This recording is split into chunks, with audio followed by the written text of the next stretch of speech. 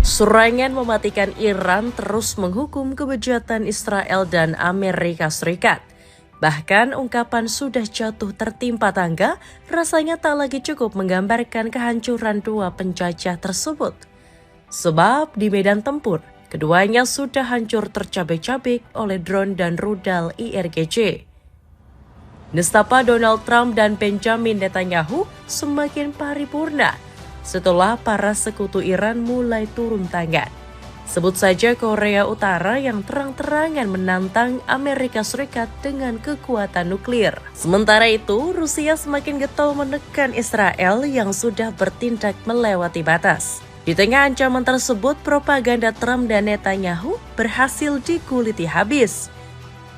Nyawa kedua pemimpin tersebut berada dalam bahaya jika perang berlanjut hingga 2 pekan ke depan. Sayangnya, kekuatan mereka sudah tidak sebesar itu untuk segera menuntaskan perang. Apakah tekanan dari para sekutu Iran bakal membuat Israel dan Amerika semakin hancur berkeping-keping? Cetak Gol coba merangkum perlawanan sekutu Iran yang mengejutkan AS dan Israel sebagai berikut. Israel Amerika semakin babak belur di medan tempur. Rasa-rasanya kita semua tidak perlu lagi menanyakan bagaimana kabar Israel setelah dimulainya perang melawan Iran. Sebab seiring bertambahnya hari, kita sudah tahu pasti apa jawaban mereka.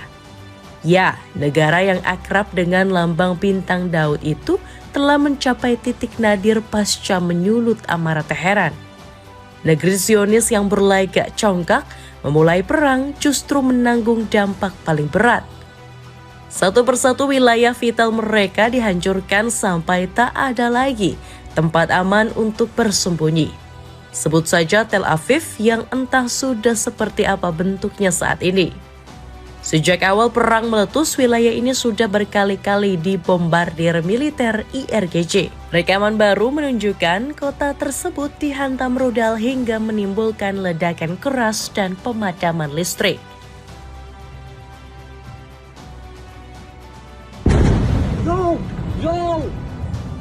Sementara itu, di wilayah lainnya terlihat hantaman rudal Iran yang sukses memporak-porandakan jantung kota.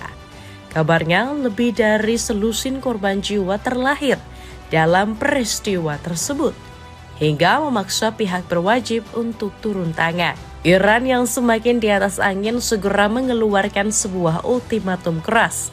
Korps Garda Revolusi Islam Iran berusaha pasang badan untuk negara tetangganya seperti Lebanon dan Palestina. IRGC mengancam Israel dengan serangan yang lebih sakit jika tidak menghentikan serangannya. Jika kejahatan terhadap warga sipil Lebanon dan Palestina berlanjut, konsentrasi pasukan musuh di bagian utara wilayah pendudukan Palestina dan Gaza akan menjadi sasaran serangan rudal dan drone dari Iran, bunyi pernyataan IRGC. Namun peringatan ini sama sekali tidak didengar oleh pemerintah Israel. Rezim Benjamin Netanyahu justru melancarkan serangan baru ke ibu kota Teheran serta Lebanon.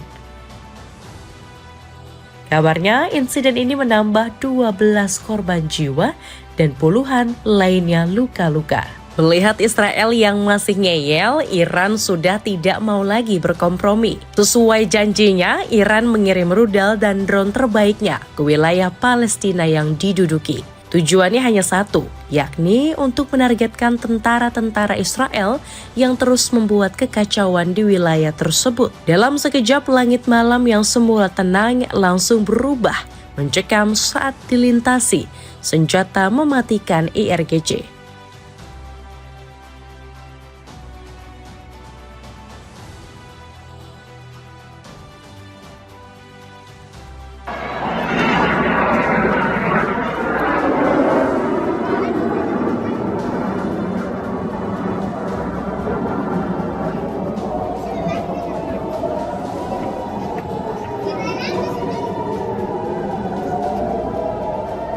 Lantas bagaimana dengan Amerika Serikat? Apakah nasib mereka mulai aman setelah menjajaki kesepakatan damai dengan Iran? Barangkali begitulah celotehan yang digumamkan Donald Trump usai melobi Teheran.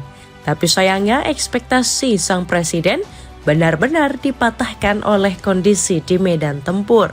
Amerika yang berniat menipu Iran dengan poin-poin perjanjian palsu dan merugikan, akhirnya terkena karma setimpal. Pasalnya, IRGC masih siaga memburu pangkalan militer dan situs-situs AS di kawasan Teluk.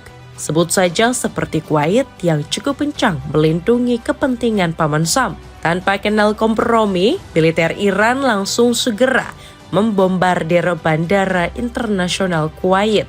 Serangan ini langsung memberi pukulan telak bagi Amerika Serikat. Pasalnya, ini merupakan sinyal bahwa Iran siap menekan setiap kepentingan AS di Timur Tengah. Dari rekaman yang beredar, terlihat nyala api membumbung tinggi dibarengi asap hitam tebal.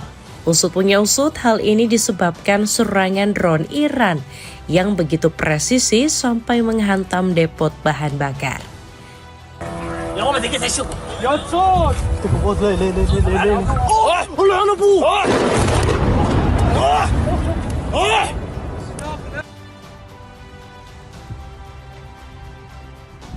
'Tak cukup di situ, sebuah hotel di wilayah Erbil, Irak juga dilaporkan mendapat serangan keras. Fasilitas tersebut tampak membara di lahap kobaran api. Belum jelas apakah serangan tersebut dipicu oleh Iran atau milisi Irak yang menentang Amerika. Namun yang jelas, gempuran tersebut telah memberikan dampak signifikan yang menggentarkan mental penjajah. Pasalnya, bangunan tersebut dicurigai sebagai tempat persinggahan pasukan AS yang baru meninggalkan wilayah Baghdad.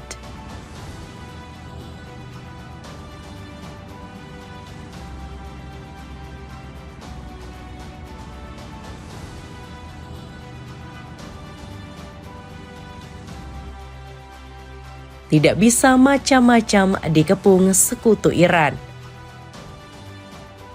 Kondisi memprihatinkan AS dan Israel di medan tempur sayangnya tidak dilirik negara-negara besar di seluruh dunia. Bahkan teriakan Trump yang mengemis bantuan dari sekutu juga diludahi begitu saja. Bukannya dibantu, harkat dan martabat mereka justru diinjak-injak hingga tak lagi berarti.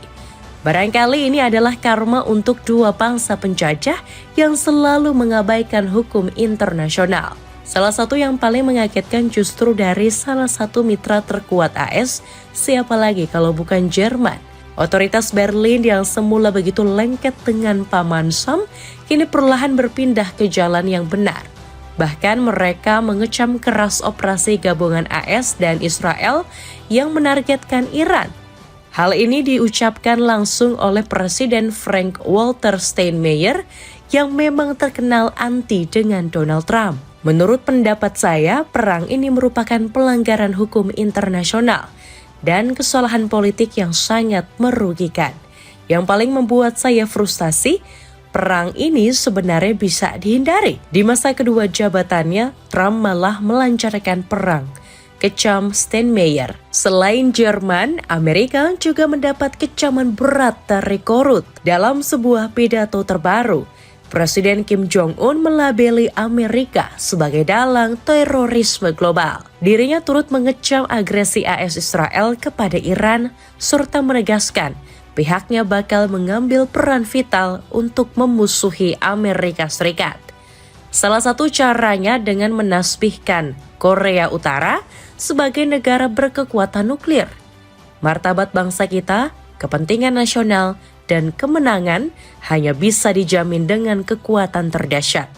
Pemerintah kita akan terus mengonsolidasikan status sebagai kekuatan nuklir dan secara agresif berjuang melawan pasukan musuh untuk menghancurkan skema dan provokasi mereka, ujar Presiden Kim. Dilansir dari kanal KCNA. Di sisi lain, manuver berbeda sempat dijalankan pemerintah Rusia. Meski terus mendukung Iran dengan pasokan amunisi dan informasi intelijen, rezim Vladimir Putin tetap mendukung perdamaian dan penghentian perang. Sayangnya, belas kasih Kremlin justru dikotori oleh tangan Israel yang sudah bersimpah darah. Negeri Zionis melanggar batas dengan menyerang sejumlah situs di Laut Kaspia. Mulai dari kapal perang hingga pusat komando turut diobrak-abrik dalam insiden tersebut. Padahal Laut Kaspia merupakan koridor utama untuk kerjasama militer dan perdagangan Rusia-Iran. Hal ini langsung memancing amarah dari pihak Kremlin. Juru bicara Dmitry Peskov memperingatkan Israel agar tidak memperluas jangkauan perang hingga ke Laut Kaspia. Menurutnya, jika hal itu benar-benar terjadi, maka konsekuensi negatif bakal disiapkan militer Rusia. Tak cuma itu, Peskov juga mewanti-wanti Israel dan Amerika atas operasi yang menargetkan para pemimpin Iran. Ini adalah anomali yang telah dan akan terus memiliki konsekuensi serius. Ini tidak bisa dibiarkan tanpa konsekuensi. Kita melihat bahwa Iran membela diri dan mereka membela diri dengan cukup aktif. Sayangnya, kita melihat bahwa konflik cenderung meluas. Di sisi lain, Presiden Turki Recep Tayyip Erdogan juga ikut mengutuk Israel.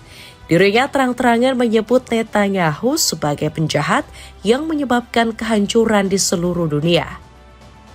Son 25 gün bize şunu göstermiştir. Savaş, İsrail'in savaşı olmakla birlikte bedelini tüm dünya ödüyor. Savaş, Netanyahu'nun ikbal savaşı ama ceremesini 8 milyar çekiyor. Pengen cari sepatu sneakers dengan model vintage? Cek informasinya untuk dapatkan harga termurah. Bom waktu mengintai Donald Trump dan Netanyahu. Melihat tekanan besar dari negara-negara besar, Donald Trump justru mengeluarkan pernyataan kontroversial. Pria berambut pirang itu seolah memutus semua urat malunya demi mengklaim kemenangan atas Iran. Padahal seperti kita tahu, kondisi Amerika maupun Israel di medan tempur masih jauh dari kata menang. You're talking about to end it? Well, I think we're going to end it. I can't tell you for sure. I don't like to say this. We've won this. This war has been won. The only one that likes to keep it going is the fake news. I mean, the New York Times, you read the New York Times, it's like we're not winning a war where they have no Navy and they have no Air Force and they have no nothing. Namun yang paling menjengkelkan dari Trump bukan cuma soal klaim kemenangannya, melainkan juga pengakuan sepihaknya yang mengatakan bahwa Iran sedang memohon untuk menegosiasi damai. Padahal omong-omong tersebut langsung dibantah oleh pemerintah Teheran. Pernyataan Trump yang kontradiktif dengan realitas semakin lantas membuat kita bertanya-tanya. Untuk apa Trump mengklaim kemenangan yang belum pernah ia cicipi selama 3 minggu belakangan? Jika ingin berbohong, kenapa baru sekarang dirinya menyatakan Iran terbuka dengan negosiasi? Padahal jika dilakukan lebih awal, barangkali dampak kehancuran Israel dan Amerika tidak akan separah ini. Alhasil muncul dua dugaan paling kuat mengenai pernyataan ambigu sang presiden. Pertama, Trump dicurigai telah kehabisan waktu untuk menuntaskan perang melawan Iran. Menurut laporan media-media Israel, perang ini dijadwalkan selesai pada awal April mendatang. Sebab di waktu tersebut, Trump bakal berkunjung ke Israel untuk menghadiri perayaan penting dan menerima penghargaan. Melihat kondisi medan tempur sekarang, mustahil rasanya melihat Iran mau menyepakati gencatan senjata. Apalagi dengan kondisi mereka yang tengah di atas angin setelah memukul dua penjajah tersebut. Jika perang ini terus berlanjut sampai awal April, maka nasib Trump dan Netanyahu berada dalam ancaman serius. Sebab keduanya kemungkinan bakal berada dalam satu tempat yang sama saat menghadiri perayaan di Israel. Kesempatan ini tentu bisa dimanfaatkan Iran untuk menghabisi mereka sekaligus. Sementara itu, dugaan kedua mengacu kepada stok persenjataan AS yang mulai ludes. Seperti halnya yang diungkapkan Komisioner Pertahanan Uni Eropa, Andrius Kubilius. During the first 5 days, both Gulf countries and Americans used 800 Patriot missiles. The whole production at the moment in United States, from public sources, you can have this number is 750 per year. So arithmetic speaks very, very clearly. We need to develop our own, missile production. Di sisi lain, propaganda Amerika juga dibongkar habis-habisan oleh Iran. Ibrahim Zulfaghori selaku juru bicara Al-Anbiya mengaku tidak sudi menerima prasyarat aneh Amerika dalam kesepakatan damai.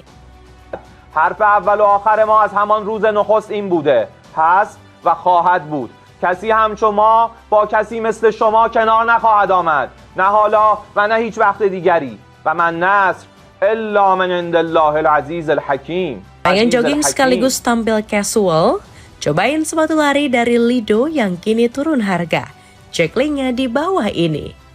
Itulah ulasan Amerika Israel yang dikejutkan dengan perlawanan sekutu Iran. Bagaimanakah pendapatmu? Akankah aliansi Teheran bakal turun ke medan tempur demi menghukum dua penjajah Zionis? Coba tulis pendapatmu di kolom komentar di bawah ini.